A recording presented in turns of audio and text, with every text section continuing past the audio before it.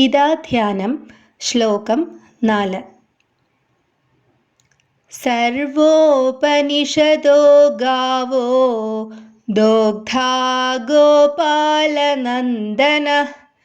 പാർത്ഥോ വത്സ സുധീർഭോക്താ ദുഗ്ധം ഗീതാമൃതം മഹത്. എല്ലാ ഉപനിഷത്തുകളും ഗോക്കളായും കറക്കുന്നത് നന്ദഗോപപുത്രനായ ഗോപാലനും പാൽ കുടിക്കുന്ന കുട്ടി ബുദ്ധിമാനായ പാർത്ഥനും. കറന്നെടുത്ത ആ പാൽ മഹത്തായ ഗീതയാകുന്ന അമൃതവുമാണ്. ഈ ഗീതയാകുന്ന അമൃതത്തെ നുകരുന്നവർ ബുദ്ധിമാന്മാരാകുന്നു എന്ന് സാരം. All the Upanishads are considered as cows, and it is Lord Krishna, the son of Nandagopa, who milks them.